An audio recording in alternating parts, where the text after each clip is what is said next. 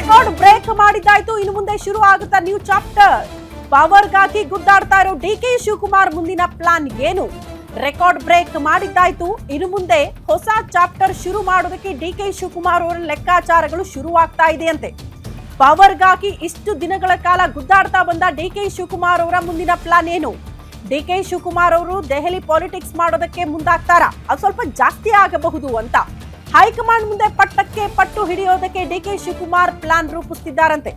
ತನ್ನ ಪಟಾಲಂ ಜೊತೆ ದೆಹಲಿಗೆ ಹೋಗೋದಕ್ಕೆ ಡಿಕೆ ಶಿವಕುಮಾರ್ ತಯಾರಿ ಮಾಡಿಕೊಳ್ತಿದ್ದಾರೆ. ಜನವರಿಯಲ್ಲಿ ಸಿಎಂ ಆಗಬೇಕು ಅಂತ ಹಠಕ್ಕೆ ಬಿದ್ದಿದ್ದಾರೆ ಡಿಕೆ ಶಿವಕುಮಾರ್. ಈ ಸಂಕ್ರಾಂತಿ ಹೊತ್ತಲ್ಲೇ ಕ್ರಾಂತಿ ಸೃಷ್ಟಿಯಾಗಬಿಡಬೇಕು. ಸಿಎಂ ಕುರ್ಚಿಗೆ ಸಂಬಂಧಪಟ್ಟಂತೆ ಹೊಸ ವರ್ಷಕ್ಕೆ ನನ್ನ ಆಸೆ ಈಡೇರಿಕೆ ಆಗಬೇಕು ಅಂತ ಪಟ್ಟು ಹಿಡಿತಿದ್ದಾರೆ. ಹೈಕಮಾಂಡ್ ಅಷ್ಟು ಅನ್ನತ್ತಾ? ಅದು ಪ್ರಶ್ನೆ. ಸಂಕ್ರಾಂತಿ ಸಿಹಿ ಸಿದ್ದರಾಮಯ್ಯನವರು ಕೊಡಬಹುದಾ ಹೈಕಮಾಂಡ್, ಅಥವಾ ಡಿಕೆ ಶಿವಕುಮಾರ್ ಅವರಿಗೆ ಕೊಡಬಹುದಾ? ಯಾಕಂದ್ರೆ ಸಿದ್ದರಾಮಯ್ಯನವರ ಲೆಕ್ಕಾಚಾರ ಇದ್ದಿದ್ದೆ ರೆಕಾರ್ಡ್ ಬ್ರೇಕ್ ಮಾಡಬೇಕು, ಅರಸೋರ ರೆಕಾರ್ಡ್ ಬ್ರೇಕ್ ಆಗಬೇಕು ಅಂತ ಅವರ ಆಸೆ ಈಡೇರಿದ್ದಾಯ್ತು. ಈಗ ನನ್ನ ಸರದಿ, ನನ್ನ ಆಸೆಯನ್ನ ಈಡೇರಿಸಬೇಕು ಅಂತ ಹೈಕಮಾಂಡ್ ದುಂಬಾಲು ಬೀಳೋದು, ಹೈಕಮಾಂಡ್ ಮೇಲೆ ಒತ್ತಡ ತರೋದು. ಈ ಹಿಂದೆ ಡಿಕೆ ಶಿವಕುಮಾರ್ ಅವರ ಆಪ್ತ ಬಳಗದಲ್ಲಿದ್ದವರೆಲ್ಲ ದೆಹಲಿ ಪರೇಡ್ ಮಾಡಿದ್ರಲ್ಲ, ಹೈಕಮಾಂಡ್ ಭೇಟಿ ಆಗೋದು, ಒತ್ತಡ ತರೋದು, ಡಿಕೆ ಶಿವಕುಮಾರ್ ಅವರನ್ನ ಸಿಎಂ ಪಟ್ಟದಲ್ಲಿ ಕೂರಿಸಲೇಬೇಕು ಅನ್ನುವಂತ ಒತ್ತಡಗಳನ್ನ ಹಾಕೋದು. ಇಫ್ ಸಪೋಸ್ ಡಿಕೆ ಶಿವಕುಮಾರ್ ಅವರನ್ನ ಸಿಎಂ ಮಾಡದೆ ಹೋದ್ರೆ ಏನಾಗಬಹುದು ಅನ್ನುವಂತಹ ವಿಚಾರಗಳನ್ನ ಮಂಡನೆ ಮಾಡಿದ್ರಲ್ಲ ಹೈಕಮಾಂಡ್ ಮುಂದೆ, ಅದೇ ವಿಚಾರಗಳು ಮತ್ತೆ ಮತ್ತೆ ಮುನ್ನೆಲೆಗೆ ಬರಬಹುದು. ಎಲ್ಲಿ ತನಕ ಅಂದ್ರೆ ಡಿಕೆ ಶಿವಕುಮಾರ್ ಅವರು ಸಿಎಂ ಪಟ್ಟದಲ್ಲಿ ಕೂರೋ ತನಕ. ಅಂಥದ್ದೇ ಪ್ಲಾನಿಂಗ್ಗಳು ಡಿಕೆ ಶಿವಕುಮಾರ್ ಅವರ ಆಪ್ತ ಬಳಗದಲ್ಲಿ. ಡಿಕೆ ಶಿವಕುಮಾರ್ ಅವರು ಕೂಡ ಅದೇ ಪ್ಲಾನಿಂಗ್ ಅಲ್ಲಿ ಇದ್ದಾರೆ ಅನ್ನೋದ್ರ ಡೀಟೇಲ್ಸ್ ಸದ್ಯ ಸಿಗ್ತಾ ಇದೆ. ಹಂಗಾಗಿ ಹೈಕಮಾಂಡ್ಗೆ ಮತ್ತೊಂದು ತಲೆನೋವು. ಇಷ್ಟು ದಿನಗಳ ಕಾಲ ಸೈಲೆಂಟ್ ಆಗಿ ಇರಿಸಿದ್ರು ಡಿಕೆ ಶಿವಕುಮಾರ್ ಅವರನ್ನ, ಇನ್ನು ಮುಂದೆ ಸೈಲೆಂಟ್ ಆಗಿರಿ ಅಂತ ಹೇಳೋದು ಕಷ್ಟ. ಹಂಗಂದ ಮಾತ್ರಕ್ಕೆ ಸಿದ್ದರಾಮಯ್ಯನವರನ್ನ ಕೂಡ ಅಷ್ಟು ಈಸಿಯಾಗಿ ಕೆಳಗಿಳಿಸೋದಕ್ಕೆ ಸಾಧ್ಯ ಆಗ್ತಾ ಇಲ್ಲ ಕಾಂಗ್ರೆಸ್ಗೆ, ಹೈಕಮಾಂಡ್ಗೆ. ಕಾರಣ ಇಬ್ಬರೂ ಕೂಡ ಪ್ರಬಲ ನಾಯಕರೇ, ಇಬ್ಬರೂ ಕೂಡ ಮಾಸ್ ಲೀಡರ್ಸ್, ಇಬ್ಬರೂ ಕೂಡ ಅನಿವಾರ್ಯ ಪಕ್ಷಕ್ಕೆ. ಹಂಗಾಗಿ ಹೆಂಗೆ ತೆಗೆದುಕೊಂಡು ಹೋಗುತ್ತೆ ಕಾಂಗ್ರೆಸ್ ಹೈಕಮಾಂಡ್ ಅನ್ನೋದು ಪ್ರಶ್ನೆ. ಈ ಬಗ್ಗೆ ಮತ್ತಷ್ಟು ಡೀಟೇಲ್ಸ್ ಅನ್ನ ಕೊಡ್ತಾ ಹೋಗ್ತಾರೆ political bureau head Maruti Pavagada ನೇರ ಸಂಪರ್ಕದಲ್ಲಿ ಜಾಯಿನ್ ಆಗ್ತಿದ್ದಾರೆ. ಮಾರುತಿ, ಇಷ್ಟು ದಿನಗಳ ಕಾಲ ಸಿದ್ದರಾಮಯ್ಯನವರ ಆಸೆ ಇದ್ದಿದ್ದೇ ಅರಸೋರ ರೆಕಾರ್ಡ್ ಬ್ರೇಕ್ ಮಾಡಬೇಕು ಅಂತ ಆ ಹಾದಿಯಲ್ಲಿದ್ದಾರೆ. ಕಾರಣ ನಾಳೆ ಆ ರೆಕಾರ್ಡ್ ಬ್ರೇಕ್ ಆಗ್ಬಿಡುತ್ತೆ.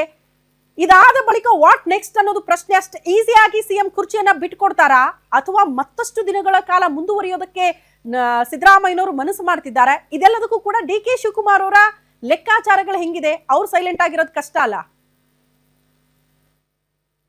ಇವತ್ತು ಸಂಜೆವರೆಗೂ ಕೂಡ ಸಿದ್ದರಾಮಯ್ಯ ಅವರು ಮುಖ್ಯಮಂತ್ರಿ ಆಗಿ ಮುಂದುವರೆದ್ರೆ ರೆಕಾರ್ಡ್ ಅರಸೋರ ರೆಕಾರ್ಡ್ ಅನ್ನ ಬ್ರೇಕ್ ಮಾಡ್ತಾರೆ. ನಾಳೆಯಿಂದ ಅವರೇ ಅತಿ ಹೆಚ್ಚು ದಿನಗಳ ಕಾಲ ರಾಜ್ಯದ ಮುಖ್ಯಮಂತ್ರಿಯಾಗಿ ಆಳ್ವಿಕೆ ಮಾಡಿರುವಂತಹ ಒಂದು ಹಿಸ್ಟ್ರಿಯನ್ನ ಸಿದ್ದರಾಮಯ್ಯ ಅವರು ಕ್ರಿಯೇಟ್ ಮಾಡ್ತಾ ಇರುವಂತದ್ದು. ಆದ್ರೆ ಈ ಸಂದರ್ಭದಲ್ಲಿ ರಾಜ್ಯ ಕಾಂಗ್ರೆಸ್ ಅಲ್ಲಿ ಚರ್ಚೆ ಆಗ್ತಾ ಇರುವಂತಹ ಒಂದು ವಿಚಾರಗಳೇನಂದ್ರೆ, ಕಳೆದ ಸೆಪ್ಟೆಂಬರ್ ಮತ್ತೆ ನವೆಂಬರ್ ತಿಂಗಳಿಂದಲೇ ಮುಖ್ಯಮಂತ್ರಿ ನಾಯಕತ್ವ ವಿಚಾರಕ್ಕೆ ಸಂಬಂಧಪಟ್ಟಂತೆ ಬಹಳಷ್ಟು ಚರ್ಚೆಗಳು ಆರಂಭ ಆಗಿದ್ವು. ಅದರಲ್ಲೂ ಡಿ ಕೆ ಶಿವಕುಮಾರ್ ಅವರ ಬಣದಲ್ಲಿ ಸಿದ್ದರಾಮಯ್ಯ ಅವರ 2.5 ವರ್ಷ ಕಂಪ್ಲೀಟ್ ಆದ ತಕ್ಷಣ ನಮಗೆ ಅವಕಾಶವನ್ನ ಮಾಡ್ಕೊಡ್ತೀವಿ ಅಂತ ಹೇಳಿದ್ರೆ, ಹೀಗಾಗಿ ನನಗೆ ನವೆಂಬರ್ ತಿಂಗಳಲ್ಲೇ ಪಟ್ಟವನ್ನ ಕಟ್ಟಿ ಅನ್ನುವಂತ ಒಂದು ಒತ್ತಾಯವನ್ನ ಡಿ ಕೆ ಶಿವಕುಮಾರ್ ಅವರು ಆಗಿದ್ರು. ಅದೇ ರೀತಿ ಡಿ ಕೆ ಸುರೇಶ್ ಅವರು ಹಾಕಿದ್ರು. ಬಹುತೇಕ ಡಿ ಕೆ ಶಿವಕುಮಾರ್ ಅವರ ಬಣದಲ್ಲಿ ಗುರುತಿಸಿಕೊಂಡಿರುವಂತಹ ಹಲವು ಶಾಸಕರು ಕಾಂಗ್ರೆಸ್ ಹೈಕಮಾಂಡ್ ಮುಂದೆ ಈ ಒಕ್ಕೊರಲಿನ ಒಂದು ಒತ್ತಾಯವನ್ನ ಮಾಡಿದ್ರು. ಆದ್ರೆ ಸಿದ್ದರಾಮಯ್ಯ ಅವರನ್ನ ಅಷ್ಟು ಸುಲಭವಾಗಿ ಕಾಂಗ್ರೆಸ್ ಹೈಕಮಾಂಡ್ ಬಿಟ್ಟುಕೊಡುವಂತಹ ಮನಸ್ಥಿತಿಯಲ್ಲಿ, ಸದ್ಯದ ಪರಿಸ್ಥಿತಿಯಲ್ಲಿ ಇಲ್ಲ.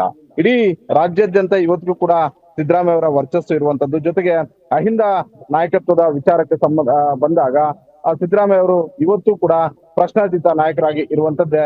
ಕಾಂಗ್ರೆಸ್ ಹೈಕಮಾಂಡ್ ಅಷ್ಟು ಸುಲಭವಾಗಿ ಸಿದ್ದರಾಮಯ್ಯ ಅವರನ್ನ ಅಲುಗಾಡಿಸೋದಕ್ಕೆ ಆಗ್ತಿಲ್ಲ ಅನ್ನುವಂಥದ್ದು. ಜೊತೆಗೆ ಸಿದ್ದರಾಮಯ್ಯ ಅವ್ರಿಗೆ ಈ ಹಿಂದೆ 2023 ವಿಧಾನಸಭಾ ಚುನಾವಣೆ ಆದ ಬಳಿಕ ಡಿ ಕೆ ಶಿವಕುಮಾರ್ ಮತ್ತೆ ಸಿದ್ದರಾಮಯ್ಯ ಅವರು ನಡೆದಂತಹ ಮಾತುಕತೆಯಲ್ಲಿ ಡಿ ಕೆ ಶಿವಕುಮಾರ್ ಅವರು ಹೇಳ್ತಾ ಇದಾರೆ ಮಾತುಕತೆ ಆಗಿತ್ತು ಅಂತ. ಆದ್ರೆ ಸಿದ್ದರಾಮಯ್ಯ ಅವರು ಹೇಳ್ತಾ ಇದ್ರೆ ಮಾತುಕತೆ ಆಗಿಲ್ಲ ಅಂತ ಹೇಳ್ಬಿಟ್ಟು.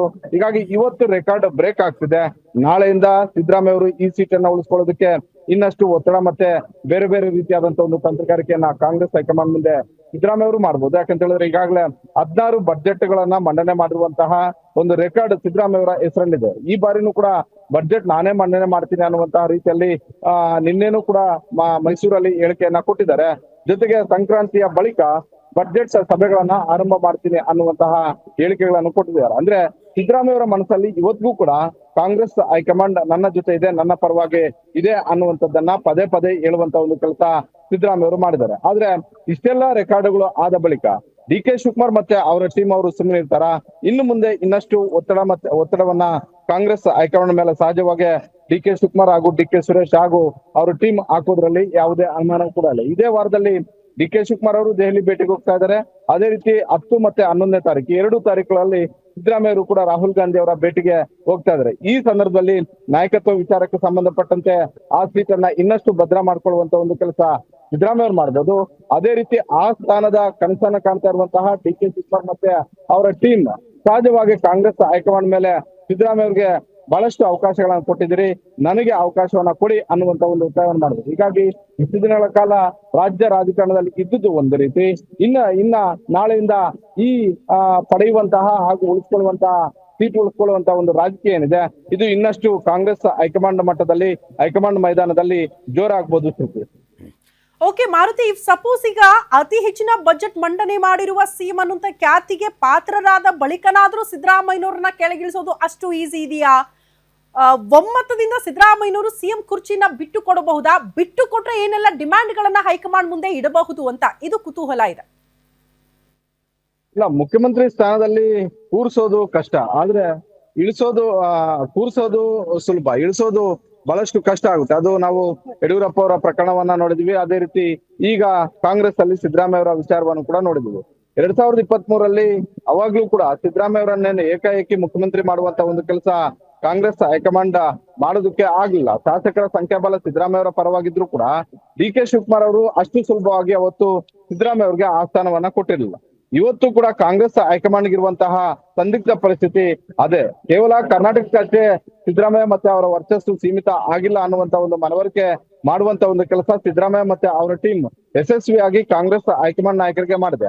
ಅದರಲ್ಲೂ ಮುಂದೆ ತಮಿಳುನಾಡು ಚುನಾವಣೆ ಬರ್ತಾ ಇದೆ. ತಮಿಳುನಾಡು ನಮ್ಮ ಪಕ್ಕದ ರಾಜ್ಯ. ಇಡೀ ತಮಿಳುನಾಡಾದ್ಯಂತ ಸಿದ್ದರಾಮಯ್ಯ ಅವರ ವರ್ಚಸ್ಸು ವರ್ಕೌಟ್ ಆಗುತ್ತೆ ಅಂತ ನಾನು ಹೇಳ್ತಿಲ್ಲ. ಆದ್ರೆ ಬೆಂಗಳೂರಿಗೆ ಹೊಂದಿಕೊಂಡಿರುವಂತಹ, ಕರ್ನಾಟಕಕ್ಕೆ ಹೊಂದಿಕೊಂಡಿರುವಂತಹ ಕೆಲವೊಂದು ಕಡೆ ಸಿದ್ದರಾಮಯ್ಯ ಅವರನ್ನ ಬೆಂಬಲಿಸುವಂತಹ ಅಹಿಂದ ವರ್ಗ ಆಗಿರ್ಬೋದು, ಅವರ ಕುರುಬ ಸಮುದಾಯ ಆಗಿರ್ಬೋದು, ಅವರು ವರ್ಕೌಟ್ ಆಗ್ತಾರೆ ಅನ್ನುವಂತ ಒಂದು ರಾಜಕೀಯ ಲೆಕ್ಕಾಚಾರವನ್ನ, ರಾಜಕೀಯ ಗಣಿತವನ್ನ ಕಾಂಗ್ರೆಸ್ ಹೈಕಮಾಂಡ್ ಮುಂದೆ ಹೇಳುವಂತಹ, ಅವರನ್ನ ಮನವೊಲಿಸುವಂತ ಒಂದು ಕೆಲಸ ಸಿದ್ದರಾಮಯ್ಯ ಅವರ ಟೀಮ್ ಮಾಡಿದೆ. ಅದ್ರ ಬಳಿಕ ಕೇರಳ ಚುನಾವಣೆ ಬರ್ತಾ ಇದೆ. ಕೇರಳದಲ್ಲಿ ಈ ಬಾರಿ ವೇಣುಗೋಪಾಲ್ ಅವರು ಕೂಡ ಮುಖ್ಯಮಂತ್ರಿ ಸ್ಥಾನದ ಒಂದು ಆಸೆಯನ್ನು ಇಟ್ಕೊಂಡಿದ್ದಾರೆ. ಸಿದ್ದರಾಮಯ್ಯ ಅವರೇ ಮುಂದುವರೆದಿದ್ದಾದ್ರೆ ಅಲ್ಲಿ ಅಹಿಂದ ವರ್ಗವನ್ನ ಮನವೊಲಿಸ್ಕೊಳ್ಬಹುದು ಅನ್ನುವಂತ ಒಂದು ಲೆಕ್ಕಾಚಾರ. ಈಗಾಗಲೇ ಏನೆಲ್ಲ ಸರ್ಕಸ್ಗಳನ್ನ ಕಾಂಗ್ರೆಸ್ ಹೈಕಮಾಂಡ್ ಕೇರಳ ಚುನಾವಣೆಗಾಗಿ ಬೆಂಗಳೂರಲ್ಲಿ ಕೋಗ್ಲು ಪ್ರಕರಣದಲ್ಲಿ ಯಾವ ರೀತಿಯಾಗಿ ಮಾಡಿದೆ, ಅದರಲ್ಲಿ ವೇಣುಗೋಪಾಲ್ ಅವರ ಪಾತ್ರ ಎಷ್ಟಿದೆ ಅನ್ನುವಂಥದ್ದು ನೀವು ಎಲ್ಲರೂ ಕೂಡ ನೋಡಿರುವಂತಹ ಒಂದು ವಿಚಾರ. ಅದೇ ರೀತಿ ಪಶ್ಚಿಮ ಬಂಗಾಳ ಚುನಾವಣೆ ಬರ್ತಾ ಇದೆ. ಅಂದ್ರೆ ಇಡೀ ದೇಶಾದ್ಯಂತ ಕಾಂಗ್ರೆಸ್ನ ಪರಿಸ್ಥಿತಿ ಇವತ್ತು ನಾವು ನೋಡಿದಾಗ ಅಹಿಂದ ನಾಯಕರಾಗಿ ಇವತ್ತು ಕೂಡ ಸಿದ್ದರಾಮಯ್ಯ ಅವರು ಗುರುತಿಸಿಕೊಂಡಿರುವಂತದ್ದು ಕರ್ನಾಟಕಕ್ಕೆ ಸೀಮಿತ ಅಲ್ಲದೆ ಇದು ಬೇರೆ ರೀತಿಯಲ್ಲಿ ಬೇರೆ ಬೇರೆ ರಾಜ್ಯಗಳಲ್ಲಿ ಚರ್ಚೆ ಆಗಬಹುದು ಅನ್ನುವಂತ ಒಂದು ಆತಂಕ ಕಾಂಗ್ರೆಸ್ ಹೈಕಮಾಂಡ್ಗೆ ಇರುವಂತದ್ದು. ಹೀಗಾಗಿ ರಾತ್ರೋರಾತ್ರಿ ಸಿದ್ದರಾಮಯ್ಯ ಅವರನ್ನ ಇಳಿಸೋದಕ್ಕೆ ಕಾಂಗ್ರೆಸ್ ಹೈಕಮಾಂಡ್ ಕೈಯಲ್ಲಿ ಆಗ್ತಿಲ್ಲ. ತಮಿಳುನಾಡು, ಕೇರಳ, ಪಶ್ಚಿಮ ಬಂಗಾಳ ಬೇರೆ ಬೇರೆ ರಾಜ್ಯಗಳ ಚುನಾವಣೆಗಳು ಇರೋದ್ರಿಂದ ಬಜೆಟ್ ಬಳಿಕ ಒಂದು ವೇಳೆ ಅನಿವಾರ್ಯ ಆಗಿದೆ ಆದ್ರೆ ಆಗ ಬದಲಾವಣೆಗೆ ಮನಸ್ಸು ಮಾಡಬಹುದು. ಆಗ್ಲೂ ಕೂಡ ಒಂದು ವೇಳೆ ಆಗಿದೆ ಆದ್ರೆ ಸಿದ್ದರಾಮಯ್ಯ ಮತ್ತೆ ಅವರ ಟೀಮ್ ಬೇರೆ ಬೇರೆ ರೀತಿಯಾದಂತಹ ಒಂದು ತಂತ್ರಗಾರಿಕೆಯನ್ನ ಮಾಡುವಂತಹ ಎಲ್ಲ ಸಾಧ್ಯತೆಗಳು ಕೂಡ ದಟ್ಟವಾಗಿದ್ದಾವೆ. ಸ್ತುತಿ.